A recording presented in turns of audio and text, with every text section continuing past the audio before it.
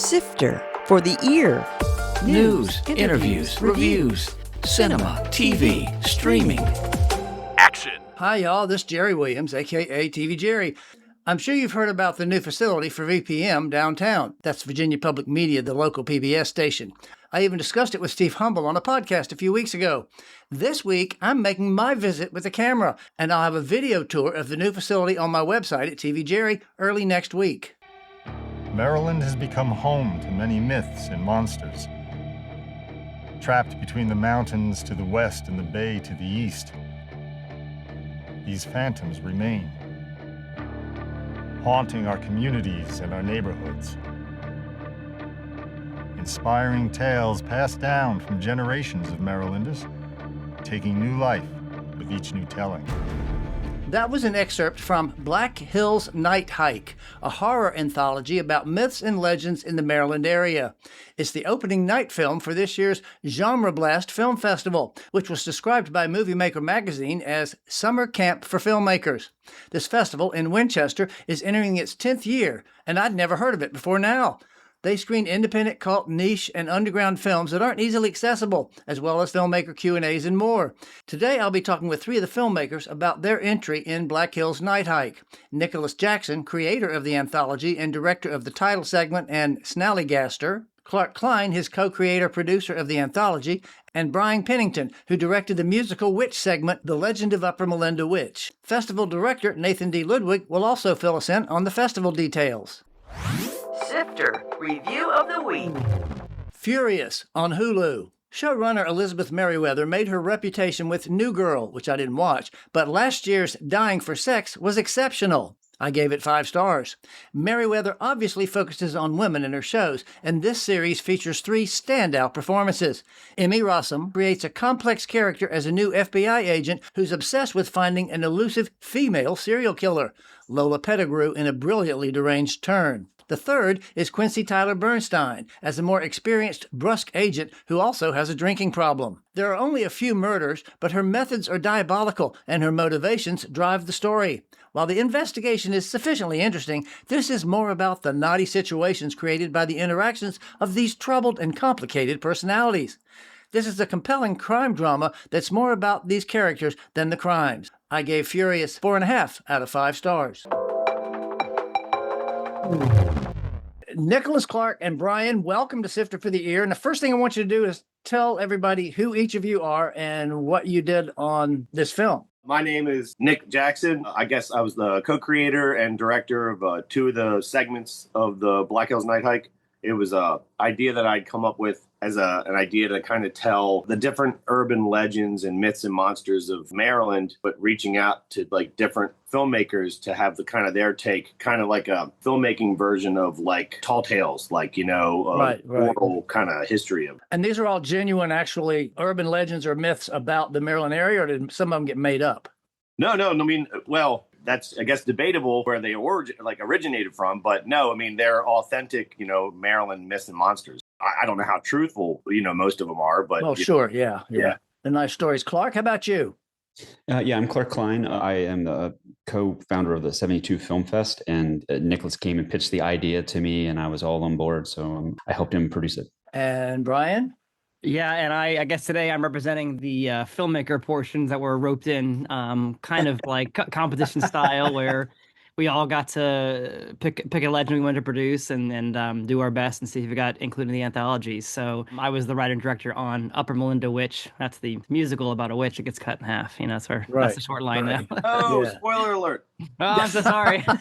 And that's a real story. They're all real stories, Nickolas. Well, how dare you? Wow. It's true. If you knew your history, right? Well, so did all of you know each other before this and y'all said, hey, let's make a movie kind of situation, or were you all strangers and you met each other through this process? Did you know each other? I don't think so. I mean, we may have met at like one of the 72s, but like I feel like you, Clark, you were probably the glue between the whole thing. So Nickolas, I'd seen you around, but and I knew about half the filmmakers that submitted. So it was kind of like a mixed bag. And what is 72 Film Fest? We started as we're in year 21 now. It's like a 72-hour film festival. And one of the things that we really wanted to do was help filmmakers if they wanted to produce a larger project and kind of help them along and foster that sort of creativity and bring folks together. So Black Hills Night Hike sort of started from us saying, hey, we're going to make a feature anthology with Maryland monsters and myths.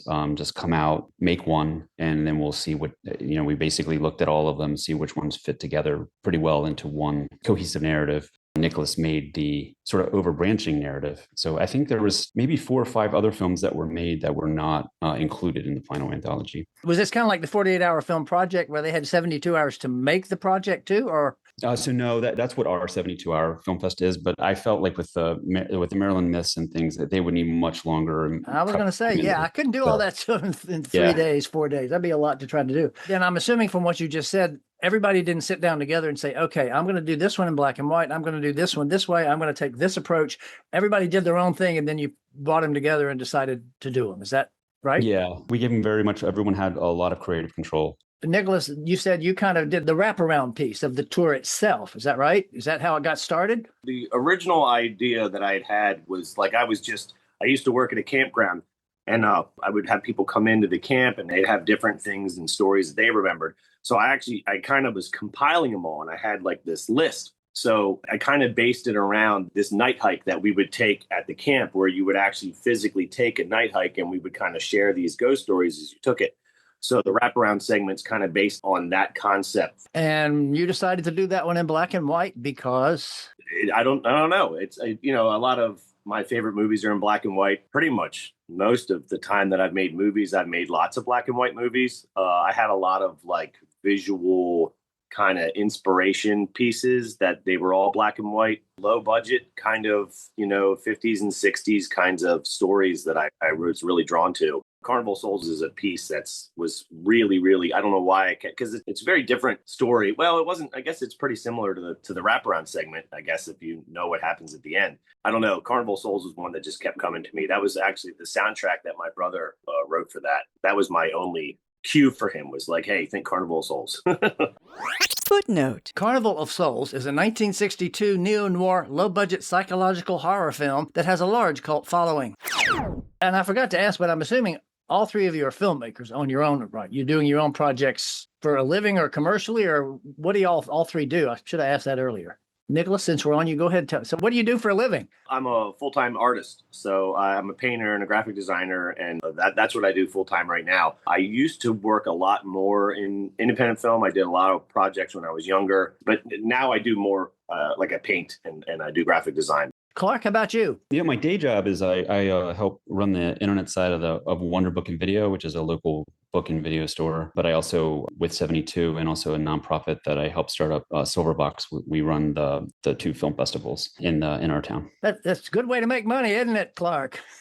Yeah, right, exactly. It's definitely a labor of love. Yeah, exactly. Brian, how about you? Yeah, so my roots are in filmmaking. That's what I got into this for. But to pay the bills, we started, my wife and I started a media company called Bottle Media, and we do commercials and animation for clients, attempting to bring our spark into their lives a bit. But no, our soul work is, every year doing the 72 Fest and other side projects. That's what kind of keeps us going, keeps us sharp. Surprise guest drop in.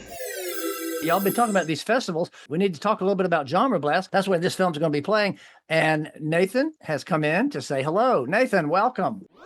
Footnote. Nathan D. Ludwig is the director of the GenreBlast Film Festival. Oh, good afternoon, everybody. How's everybody doing?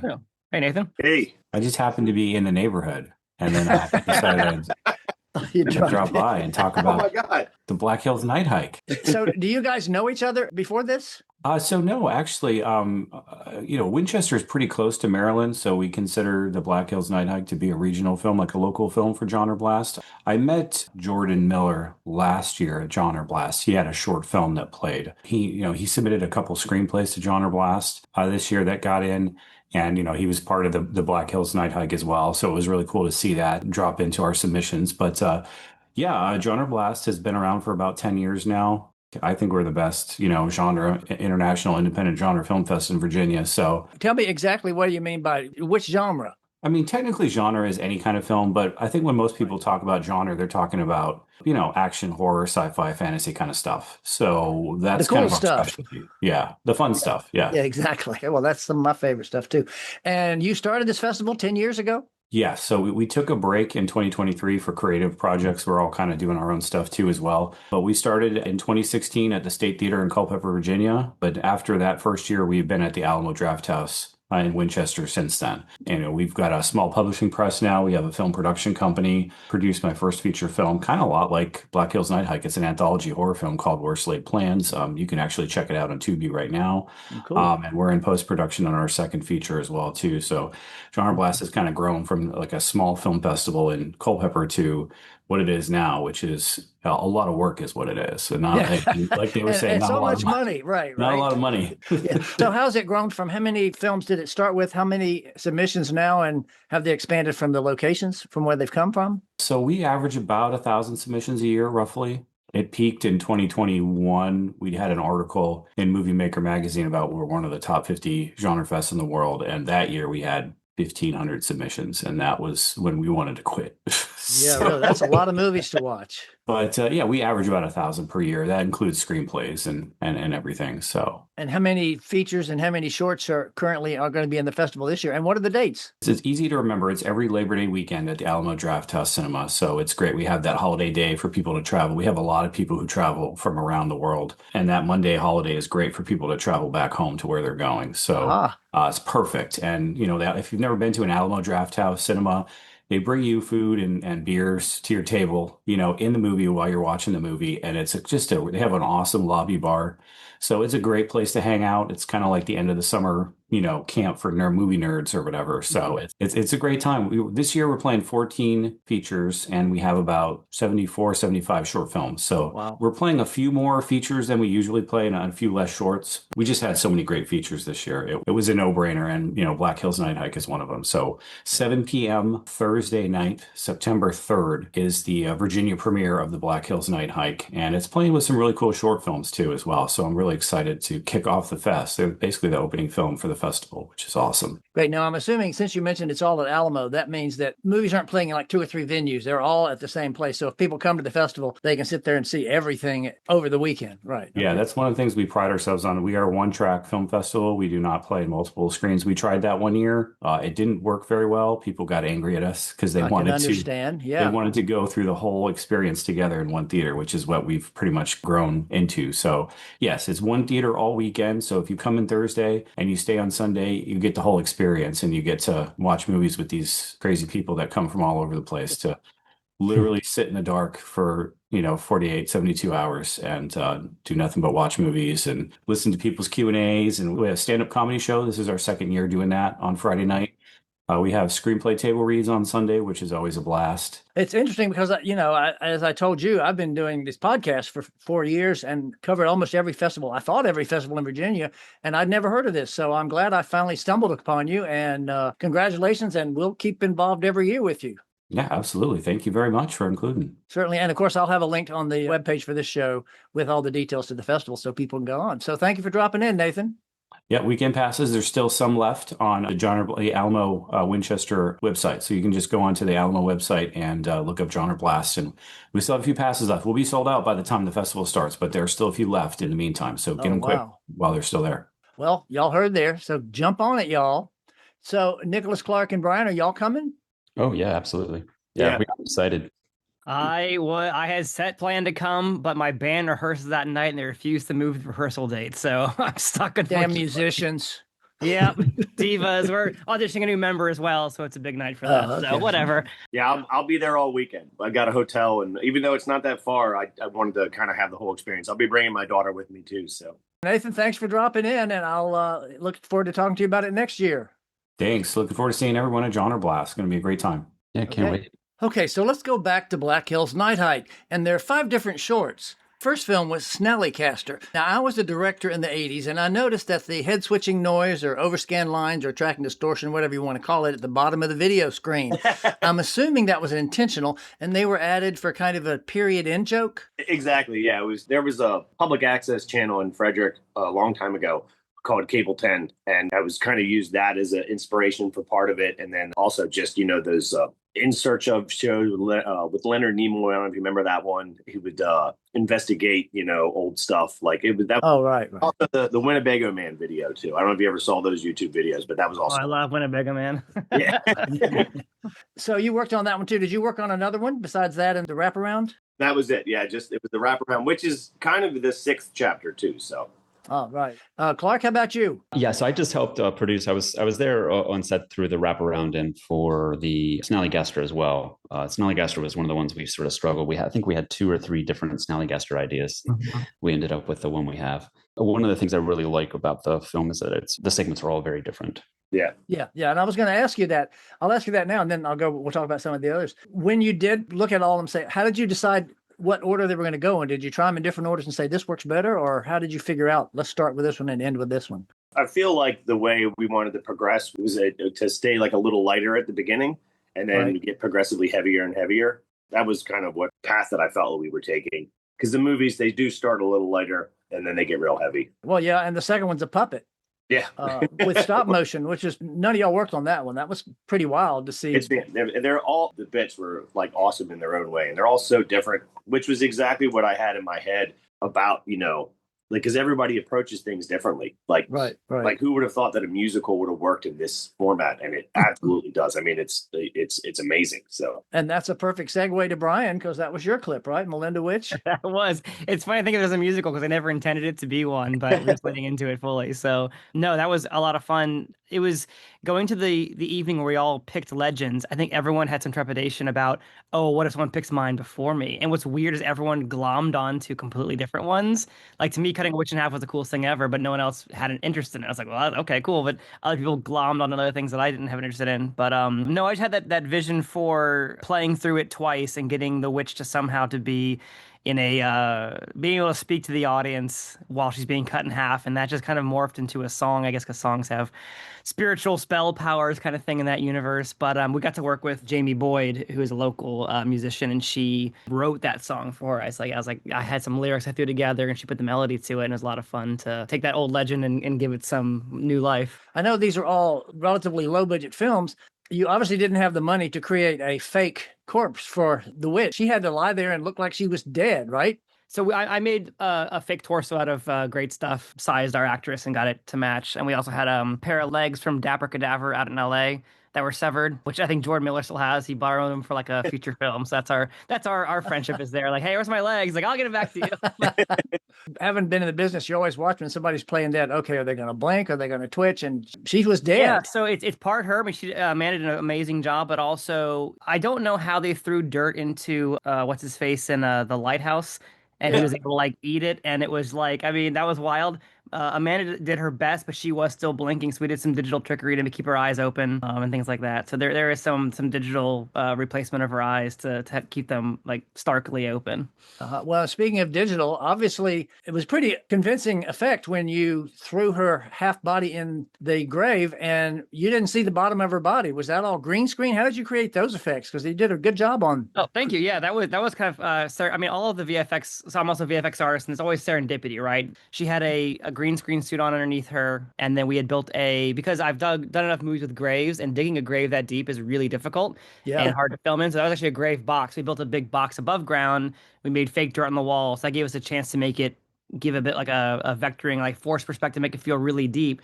And she just kind of just settled in there. But for the few frames where she was settling, I isolated her and then moved her close to the camera in After Effects, so it looks like she falls a lot further than she does. So. Just cool. little, and of course, like sound design helps a lot. Yeah. And it's interesting you say that because, we've all seen those movies where they take two people out to the woods and they say, okay, dig your grave. 10 minute later, they've dug a 6-foot whole grave. It takes a while to dig 6 feet. Come on, nobody. In Maryland too. I mean, goodness gracious, the roots in the dirt, it's impossible to get through. Yeah. Always a real clean grave too. It's like perfect size. Yeah. Like exactly. Yeah, perfectly square. Those twisted Protestants, they went nuts on that one. They're like, yeah. What is the plan for this? Obviously, it's going to show it at GenreBlast, but is it then going to other festivals and then the idea is to get it released, I'm assuming?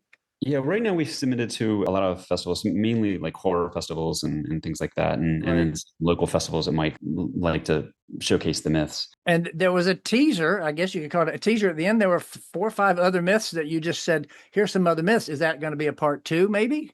Those pieces were characters that were in the night hike as well. Those were some of the other people that, like, the whole concept that this hike is like a place for these myths and monsters to live, and like you join the party when your myth is included. So, but I mean, there's so many more. I mean, and the other great thing about these kinds of stories is that every region has their own. I mean, like, Sure. you know, when I showed the film to people where people have seen it, they're like, oh, well, in my neighborhood, there was this guy, or so. Yeah, there you go.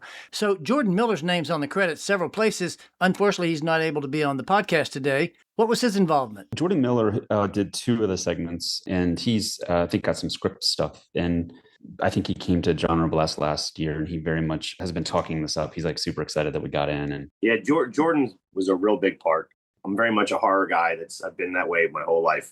And I definitely found kind of a brother in that with Jordan. As Jordan's, you know, he takes it seriously. It matters a lot to him. It's always fun to have Jordan involved in anything. And when I get to spend time with Jordan and we get to talk, it's, you know, we've been having the same conversation for, 10 years. So one thing I like to ask everybody, and I'm assuming this is going to be in the right genre, but when you're not working on your own project or promoting this one, what is something you've seen lately on streaming or a movie that you think would be interesting to tell us about that you've seen? I feel like right now we're living in kind of a golden era. I mean, as far as horror pictures, it's wild. And again, in my lifetime, and I'm only 47, but like I've never seen the kind of creativity and the output and the success of these movies. It's absolutely insane. I mean, I remember saying this last year, and then the year before, I was like, wow, it's been such a great year for horror. And then I said the same thing last year, and then I'm saying the same thing this year. It's just been really impressive. I mean, between the success of the Backrooms and success of Obsession, it's wild. I mean, hopefully we're going to be going to see Teenage Sex and Death at Camp Miasma tonight, which is really exciting. I'm seeing that Wednesday night. And, I've had a number of horror movie makers on the show. They've told me it's one of the easiest genres to get streaming now because it's so popular. Yeah. Brian, how about you? What have you seen lately that you like? Last night I went to see a 25th year re-release of Fast and the Furious. That was a great film. Oh, wow. Okay. It was the right crowd. A lot of old people with like themed shirts, so that was fun. I guess I'm an old person now. So I've glommed onto horror as well, but I don't go. It's funny because I'll talk to Jordan and try and talk shop with like Nickolas and stuff, but like I'm kind of a fake because I came in super late to it. My entry into horror and liking it was Robert Eggers' The Witch. Oh. I'm like, Okay. oh, this can be like, because I'm not big into like torture porn or lots of gore. I know I made a movie about a witch being cut in half, but it's very restrained. Yeah, right. But I was like, oh, like the things in my head that I'm fearing and aren't seen on screen, like I like that element of it. I love how you can drop characters into an intense situation, mix them up a bit, and then you're out. And it's just very tonal, so that really called to me. So yeah, I'm fairly new to it. I'm getting my back catalog going. But, yeah, as far as recently, I mean, with Nickolas said, Obsession was such a wonderful. I've never had a movie be so funny and so intensely dark at the same time. Like it hit the silly bits, but also like Hereditary level of like, this is uncomfortable to watch. Yeah. Right. Clark? Yeah, it's the same thing. I mean, Obsession, I think just the lynching aspect of that. And another film I caught earlier this year, it was called Buddy, which is by Casper Kelly, the director of. You saw that? Yeah. Oh, I haven't talked to you about that. Yeah. I really loved it. It's just amazing. It just kind of like it starts off weird and just gets weirder every 10 minutes. And it's like very much like Too Many Cooks, where it just sort of layers and layers, and really enjoyed that. But it's sort of like the Barney TV show for kids, like a behind the scenes of Barney. If it was very, very weird. Well, now, where did you see it if it's not out there yet? South by Southwest earlier this year. It's South. Okay, cool. It is coming Okay. to Warehouse. I saw a poster for it last night, so it's popping out. Yeah. Well, guys, I want to thank you so much for dropping in on this. It was fun to see this crazy compilation of all these different horror tropes stuck into one, or I shouldn't say stuck, put into one project, and congratulate you. Stuck together in the elevator of horror. There you go, stuck together in the elevator of horror. And congratulations on it, and good luck on it, and have fun at the festival. Yeah, thank you so much for having us. Yeah, thank you. Yeah, absolutely. That was Nickolas Jackson and Clark Kline, co-creators of Black Hills Night Hike, and Nickolas directed the hike segments and one short. Also was Brian Pennington, writer, director, and editor of the segment The Legend of Upper Melinda Witch, one of the episodes in the anthology. It's the opening night film of this year's GenreBlast Film Festival, which is entering its 10th year in Winchester, Virginia. They screen independent, cult, and underground films that aren't easily accessible, as well as having filmmaker Q&As. I'll have links to the festival, Black Hills Night Hike, and other things we discussed on the webpage for this show at tvjerry.com. Coming soon. In theaters. The Dog Stars. The latest from director Ridley Scott is yet another post-apocalyptic drama where a virus has wiped out most of humanity. It stars Jacob Elordi, Margaret Qualley, Josh Brolin, Guy Pearce, and Allison Janney. Finding Emily. A lovesick musician is given the wrong number for his dream girl, so he teams up with a psychology student to find her. Buddy. You may have heard my guest mention that he saw this at South by Southwest. It takes place on a kids' show where they must escape the evil host. Listen for the voices of Patton Oswalt and Keegan-Michael Key. Coyote vs. Acme. After being shelved, this film is finally being released. It's a combo of the Roadrunner animated characters and live action, as Wiley sues the manufacturer of his props, Acme, with Will Forte and John Cena. Idiots. Two guys transport a rich teen to rehab, but their passenger has other plans, and things turn into a chaotic journey of drugs and danger. It ends. Friends on a late-night food run get trapped on an infinite highway with otherworldly terrors lurking. TV and streaming. The Whisper Man on Netflix. A grieving father and his young son relocate to a quiet town which is terrorized by a serial killer, starring Robert De Niro, Hamish Linklater, and Michelle Monaghan. The Last Sunrise on Prime. A young American woman with health challenges finds unexpected romance with a charismatic local during her summer in Mallorca, forcing her to weigh her heart's desires against family obligations. Robot Chicken Adult Swim Special on HBO and Adult Swim. This follows iconic Adult Swim characters on a cruise ship celebrating the network's 25th anniversary. The cruise turns into a disaster, potentially spelling a watery doom for all aboard. Dark Matter on Apple. Joel Edgerton and Jennifer Connelly are back for season 2 of this sci-fi thriller. Leanne on Netflix. Comic Leanne Morgan returns for her second season of the Chuck Lorre-produced sitcom. Next week, I'll be featuring the production designer for 10 years of NYPD Blue, VCU graduate Richard Hankins, who also has other impressive shows, including 2 Emmys. This is Jerry Williams. Thanks for listening. For more Sister, including literally thousands of reviews, Visit tvjerry.com. That's a wrap.